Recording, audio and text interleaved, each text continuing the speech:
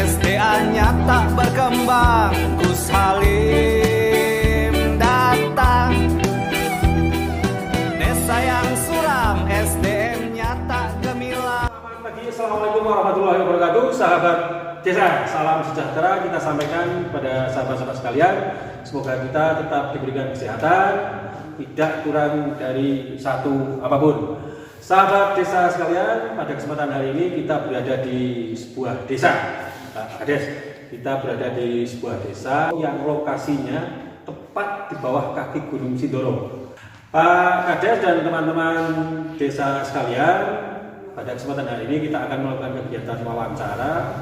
Kita akan melakukan wawancara dalam kemasan podcast dengan tema stunting dan penanganan atau penanggulangan kemiskinan ekstrim di Desa Sikidang, Kecamatan Bejajar, Kabupaten Wonosobo, Provinsi Jawa Tengah.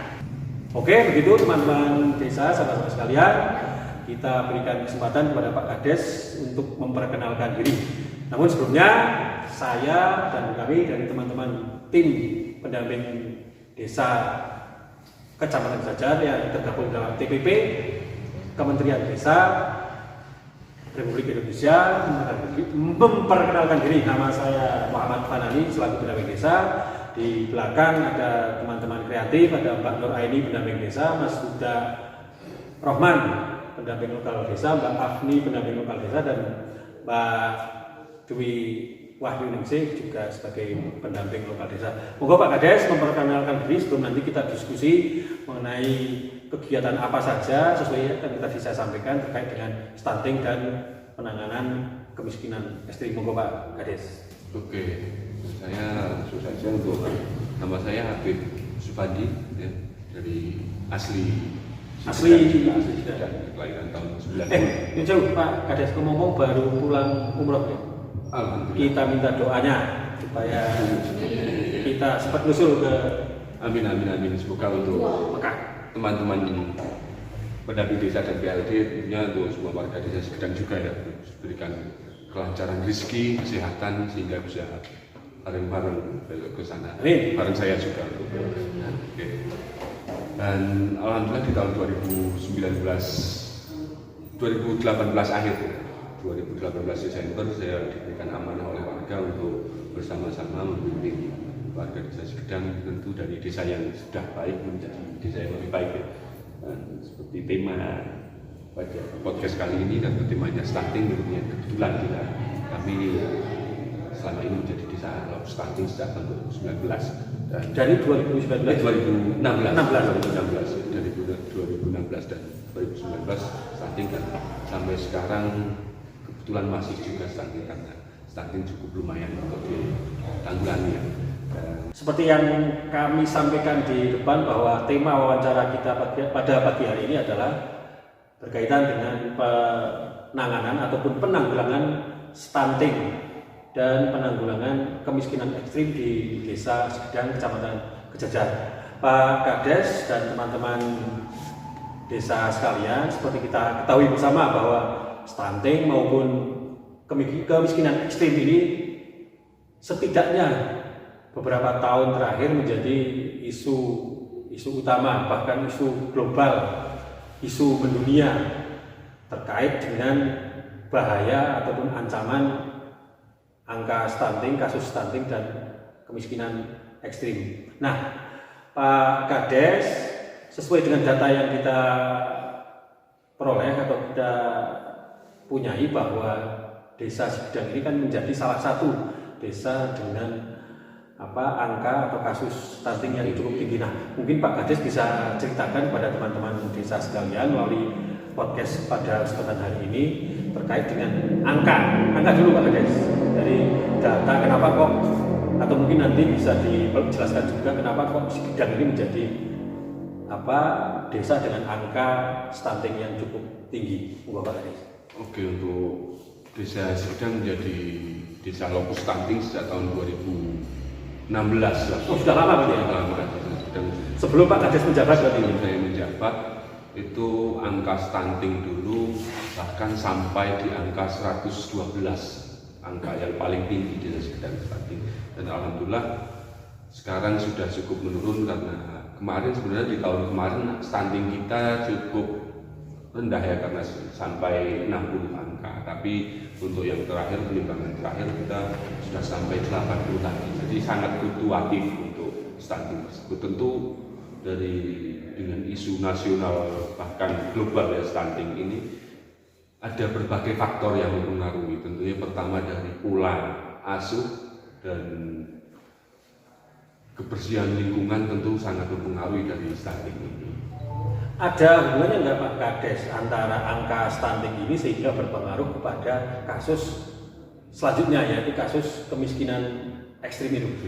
Jadi selanjutnya setelah Pak Kades punya data nih bahwa tahun ini kita angka stuntingnya sekian, angka kemiskinannya sekian, lantas kebijakan seperti apa yang itu nanti outputnya ke program-program pelaksanaan pembangunan desa yang dilakukan oleh Pak Kades beserta teman-teman di pemerintah desa Sigedang?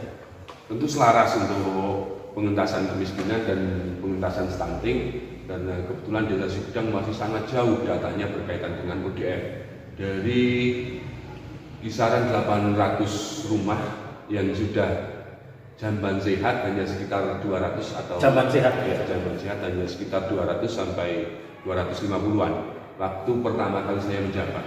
Dan di tahun 2019-2020 kita bersama rekan-rekan dari PU maupun Puskesmas itu banyak penganggaran untuk pengadaan jamban dan lain sebagainya untuk dalam hal ini untuk pengentasan stunting dan kemiskinan itu sendiri. Artinya begitu status desa Sigedang ini mempunyai angka atau kasus stuntingnya dan kemiskinan ekstrimnya ini agak tinggi, lantas tanggapan warga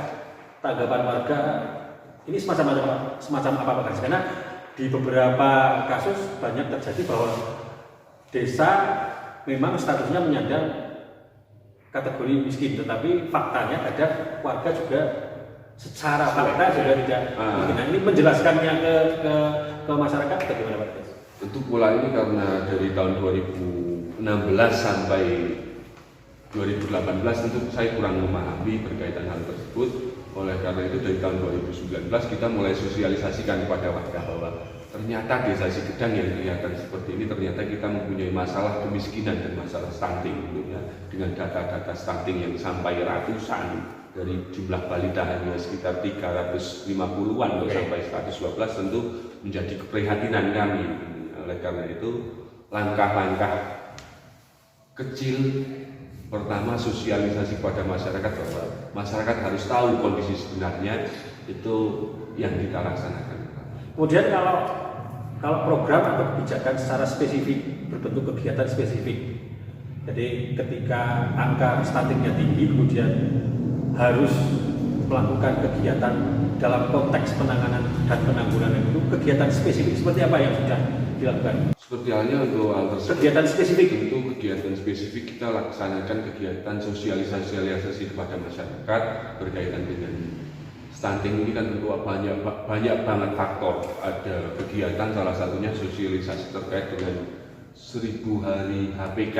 1000 HPK itu juga berpengaruh terhadap. Jadi nanti teman-teman atau ibu-ibu hamil itu kita kasih sosialisasi, bahkan sebelum pranikah kita juga melaksanakan kegiatan-kegiatan itu pranikah agar calon pengantin itu benar-benar siap untuk menjadi orang tua hingga membuahkan generasi yang lebih baik tentunya. Jadi mohon maaf ini Pak Kades. Jadi sejauh mana intervensi atau power dari Pak Kades ini dalam hal melakukan kegiatan spesifik itu sehingga itu bisa dilaksanakan masyarakat? Misalnya ini nurut nggak sih? Misalkan desa ini harus nurut dengan kebijakan penanganan stunting, dengan kebijakan atau program pengentasan kemiskinan ekstrim itu. Seperti halnya RTLH, kita juga ada warga yang dapat RTLH dengan wajib untuk jamban, ya, karena jamban itu juga menjadi salah satu faktor stunting tersendiri. Selain itu juga kegiatan-kegiatan lain kita melaksanakan sosialisasi. Alhamdulillah dari 60 yang kita laksanakan di tahun 2019 dan tahun 2020, alhamdulillah sampai sekarang mulai pertumbuhan warga mulai sadar untuk ketika membuat rumah mereka siapkan juga jambannya. Oh, jadi ketika Pak Kades punya program RTLH misalnya nih, si KPM ini, si calon penerima manfaat ini harus bersedia buat jambannya juga. Iya. Artinya intervensinya sampai situ ya. Artinya nanti angkanya kan tetap akan turun ketika KPM buat jamban, kemudian nurut dengan yang diintervensi dari pemerintah desa, berarti pelan-pelan masih akan turun. Kemudian ini Pak Kades, persoalan masih ada kaitannya dengan stunting. Cuma ini kita tarik ke soal isu ketahanan pangan. Nah, setidaknya di 2022 ini kan setidaknya ada persentase dana desa itu untuk kegiatan ketahanan pangan. Ada nggak dari kegiatan atau program ketahanan pangan ini yang didorong atau yang diintervensikan ke pencegahan stunting ini? Bukan ini ada, tapi semua kita ya? Kita untuk ketahanan pangan pertama kita laksanakan untuk kegiatan peningkatan kualitas pertanian dalam hal ini karena sedang hampir mayoritas petani kentang yang kita upayakan untuk meningkatkan produktivitas petani kentang dengan pengadaan bibit dengan harapan nanti warga mendapatkan hasil yang lebih maksimal. Selain kentang tersebut bisa dijual untuk digunakan seperti halnya biasa kentang sayur, tapi itu juga bisa menjadi konsumsi untuk warga. Selain itu juga kita ada peternakan domba dalam hal itu juga harapan kami selain untuk peningkatan kualitas peternakan juga bisa menjadi nilai tambah konsumsi kepada warga pengelola. Terima kasih sahabat desa, teman-teman pelaku kegiatan di desa yang berbahagia. Demikian tadi acara wawancara kita, podcast kita dengan salah satu Kades termuda di wilayah Kecamatan Gejajar, Kabupaten Wonosobo. Semoga ini dapat menjadi inspirasi bagi teman-teman sekalian. Ke depan desa Sumedang akan menjadi desa yang lebih maju, lebih baik sesuai dengan visi misi yang tadi Pak Kades sampaikan. Demikian dari saya, tim TPP Kecamatan Gejajar, banyak salah mohon maaf. Kita berjumpa lagi di sesi podcast yang selanjutnya. Selamat pagi dan salam merdesa. Assalamualaikum warahmatullahi wabarakatuh. Terima kasih.